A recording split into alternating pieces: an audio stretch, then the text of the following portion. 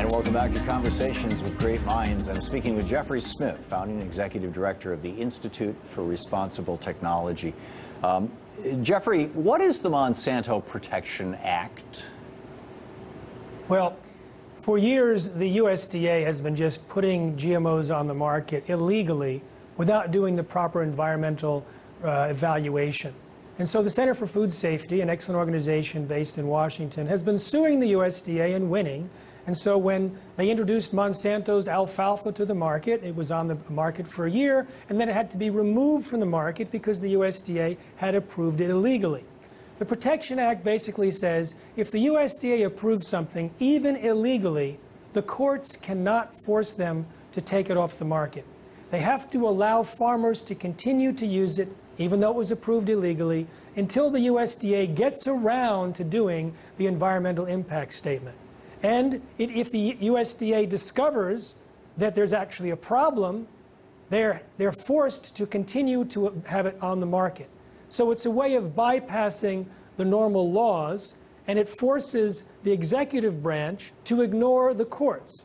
And so people, even at the USDA, consider it unconstitutional, but that didn't stop the legislative branch from slipping into an appropriations bill a few years ago, which has since sunsetted, but we don't, so it's not in place right now, but it was a way to allow the USDA to approve things illegally and have them stay on the market even after the courts ruled that they were illegal. Astonishing.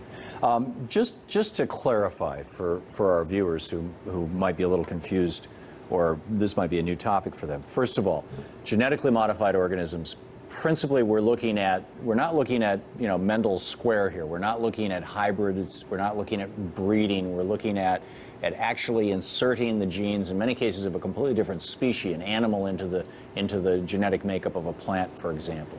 Number one. Right. Am I correct on that?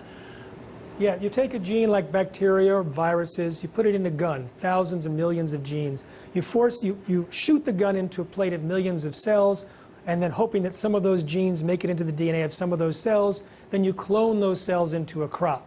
Now, the process of insertion plus cloning creates massive collateral damage. Hundreds or thousands of mutations, 2 to 4% of the DNA is different after you've genetically engineered it. Now, this can lead to switching genes on to produce a new allergen, like is in the case with Monsanto's corn, or taking an existing allergen, like in Monsanto's soy, and increasing its level of expression by as much as 7-fold. It can cause carcinogenic expressions, it can shut off genes, etc. And all of that is the background noise of genetic engineering that is not evaluated by the regulators. Sometimes after the GMOs are on the market, independent scientists do the research, find problems, but it's too late. They never actually withdraw a GMO, even after finding problems. And then bringing this back to glyphosate, which is the active ingredient, the name for Roundup. Correct me if I'm wrong on this, or give us the details of this. I think most people think, particularly after Time magazine did that cover story about the golden rice, you know, how, you know, we're gonna genetically modify rice to produce vitamin A and save the world from blindness, you know, from vitamin A deficiency blindness in the third world.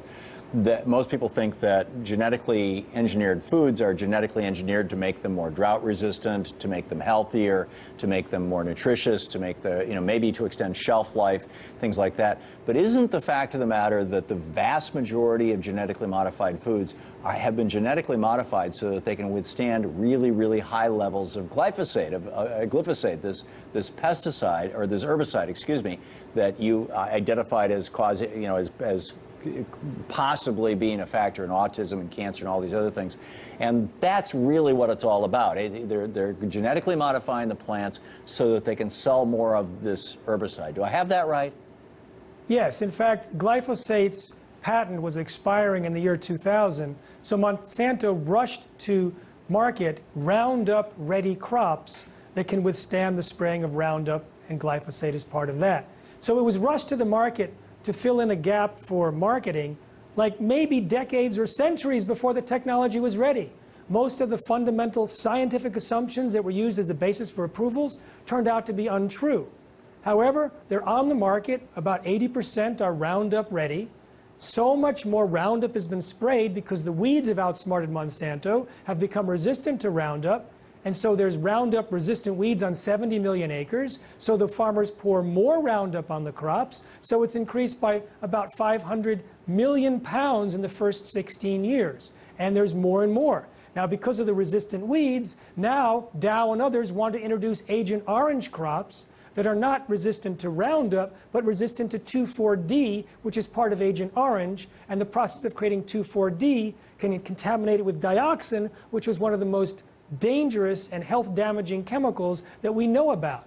So these are in the pipeline waiting to be introduced to our stomachs and our children. And if you look at glyphosate or Roundup, it's not just sprayed at Roundup-ready crops. It's also used on wheat and rye and barley and oats and sweet potatoes and potatoes, etc., as a ripening agent. So it's now throughout the food supply. In fact, it's sprayed in such high concentrations, the U.S. Geological Survey has found it in 60 to 100% of all rain samples and air samples. It's in our urine, it's in our blood, it's in our unborn fetus's blood. At tiny, tiny levels, it's an endocrine disruptor. At parts per trillion, it can promote the growth of breast cancer cells. And yet, because the U.S. government marches lockstep with Monsanto, they deny all the scientific evidence and claim that it's safe. Last month, the World Health Organization declared glyphosate as a probable carcinogen, and since then, it was banned from the Colombian government as an eradication tool for the coca leaves. 30,000 physicians in Argentina want to ban it because it's been increasing the cancer rate and birth defect rate in that country. The federal prosecutor wants to ban it in Brazil. There are many, many doctors that want to ban it in the United States. Richmond, California has already banned it. So I think that the days of glyphosate are nearing an end, but they're putting up a very good fight with a huge public relations disinformation campaign. Presumably because it's quite profitable. Oh yeah, it's one of their most profitable tools. And because it's facing extinction, both because of the WHO, etc., they want to buy Syngenta, which has many more agricultural chemicals and genetically modified seeds, because Monsanto has basically bet the farm on Roundup and Roundup-ready crops. Amazing. And the Agent Orange stuff coming along, Agent Orange, I mean, how could they even sell that? Are they assuming that the entire Vietnam War generation has died off and you know all the vets damaged by Agent Orange are, you know, probably within 20 years, you know, they'll be gone? I mean, what? I'm just dumbfounded by this. Well, the chemical industry say, well, we've got it right this time. We're now making clean 2,4-D without dioxin. They ignore the fact that there are barrels and barrels and barrels of 2,4-D from China already warehoused, waiting to be sent to the United States for these crops, and it's not so clean. An Australian lab already found high levels of dioxin in the Chinese version. So they're putting basically blinders on, not just to Agent Orange and our history in Vietnam. They put blinders on conscientiously for all the research. For example, Seralini's team in France took a Monsanto study of 90 days on rats and extended it by 2 years. He used the same rats, the same protocols, just a lot more study, and found that the rats that were fed genetically modified Roundup-ready corn had multiple massive tumors, early death, and organ damage. He found the same among the rats that just ate the Roundup and the same among the rats that just ate the corn without the Roundup. So there was clear evidence. Now, this was damning evidence and should have stopped GMOs in its tracks. But there was an echo chamber of talking points around the world by the front groups supporting the biotech industry, claiming that the studies were absolutely discredited because they used the wrong rats, the wrong control groups. They used the same rats that Monsanto did, the same control group size that Monsanto did. So if they damned Seralini's study, they damned their own. But because they're backed by a multi-million-dollar disinformation campaign, the information about that research study got skewed in the press, and it was not covered like it should have.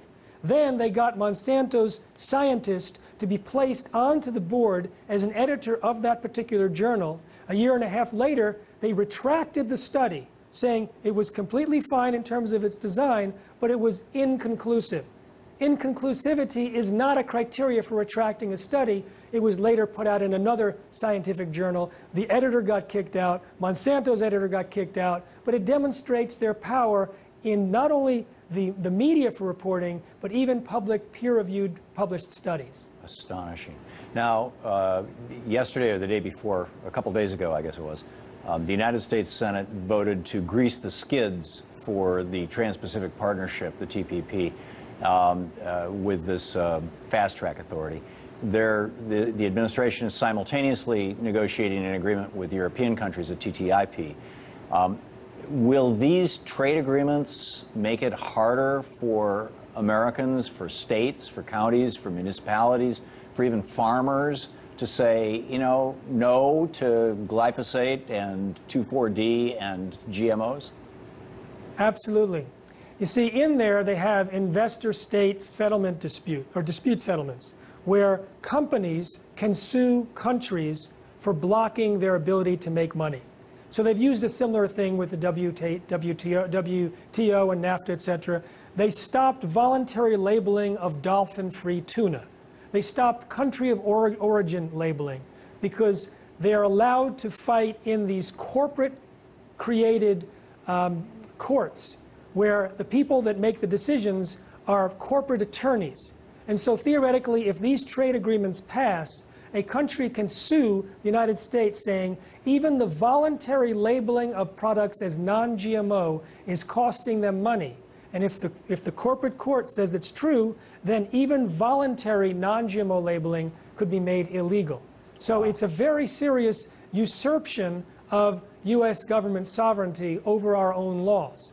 Jeffrey, we have a little less than a minute left. I understand that tomorrow is the Worldwide March on Monsanto rally. Tell us about that. Yes, in 38 countries and 438 cities, there's going to be a march on Monsanto with hundreds of thousands of people. Monsanto's ideal goal, according to their consultant years ago, was to genetically engineer 100% of all commercial seeds in the world and patent them. That goal is only expanded with the introduction of genetically modified insects and fish and livestock and trees and algae, etc. So essentially these companies want to replace nature, to eliminate the products of the billions of years of evolution and replace it with designer organisms. Astonishing, so astonishing. Jeffrey, we were trying to stop that, yes. Yeah, we're out of time, but thank you for the great work you're doing. Thank you for coming on the program tonight. Great to see you. Thank you, Tom. To see this and other Conversations with Great Minds, go to our website at conversationswithgreatminds.com. And that's the way it is tonight, Friday, May 22nd, 2015. Don't forget, democracy begins with you. Tag, you're it.